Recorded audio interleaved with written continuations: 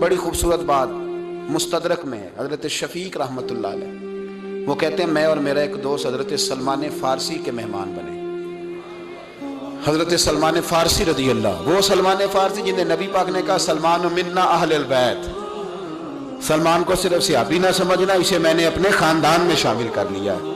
کہتے ہیں ہم حضرت سلمان فارسی رضی اللہ تعالیٰ عنہ کے مہمان بنے، وہ ہمارے میزبان ہوئے۔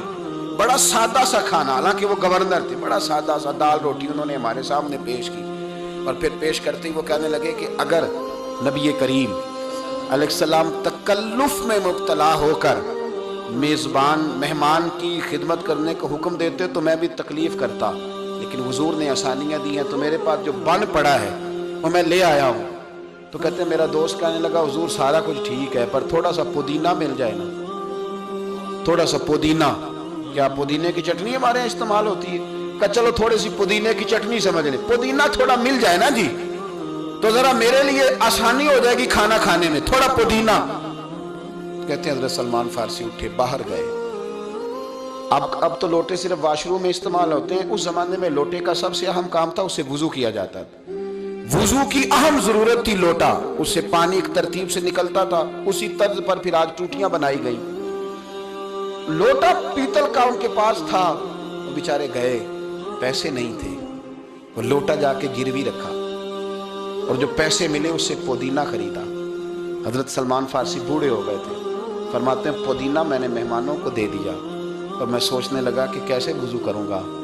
اگر لوٹے میں پانی ڈال لیتا تھا تو آسانی سے وضو ہو جاتا تھا، اب کنویں سے جب نکالوں گا تو اس برتن سے وضو کروں گا تو بڑھاپا ہے۔ کہتے ہیں میں بڑا پریشان تھا، لیکن خیر مہمان آئے تھے، ان کو کھلا دیا پودینہ۔ تو فرماتے ہیں ختم جب ہوئی نا محفل، وہ جانے لگے مہمان، تو جاتے دفعہ کہنے لگے یا اللہ تیرا شکر ہے تو نے ہمیں اسی کھانے پر قناعت عطا فرمائی اور ہمارا پیٹ بھر گیا۔ تو حضرت سلمان فارسی کہتے ہیں جب انہوں نے کہا نا شکر ہے، اسی کھانے پہ قناعت دی، صبر دیا ہمیں، تو جناب سلمان فارسی بول پڑے، فرمانے لگے اگر تم قناعت والے ہوتے نا تو میرا لوٹا گروی نہ ہوتا، وہ میرا لوٹا گروی پڑا ہے، اگر تم قناعت والے ہوتے تو میرا لوٹا گروی نہ ہوتا، تم قناعت والے نہیں ہو۔ قناعت والے ہوتے گیا رشتہ دیکھنے بیٹی کا،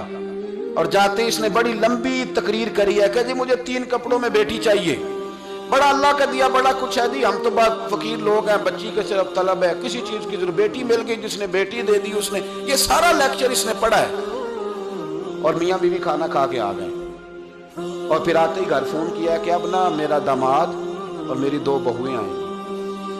وہ بھی روٹی کھا کے آ گئے، پھر کہا 2 ننیال کے رشتہ دار 2 ددیال، اور لیکچر وہی ہے، روٹین ہے، وہ رٹے رٹائے جملے کہ جی بیٹی 3 کپڑوں میں چاہیے، آپ کو کوئی تکلیف نہیں دیں گے، ہم تو جس نے بیٹی دے دی جی اس نے رکھا کیا، سبق وہی ہے، وہ پکا رٹا رٹا ہے سبق ہے، وہ ساتھ ساتھ پڑھ رہا ہے، اور 6 دعوتیں اڑا لی ہیں۔ غریب آدمی کو جب کسی کی روٹی پکانی پڑتی ہے تو مشکل میں آ جاتا ہے، 6 دعوتیں کھانے کے بعد کہتا ہو میں ضرور کر لیتا، لیکن بچوں کا جو ماموں ہے نا اس کی بیوی نہیں مانتی تو میں کر لیتا، تو جو 6 دعوتیں تم نے اڑائی ہیں اگر تم قناعت والے ہوتے تو پھر تم یہ کام نہ کرتے۔ اتنی تکلیف میں مبتلا کیا سامنے والے۔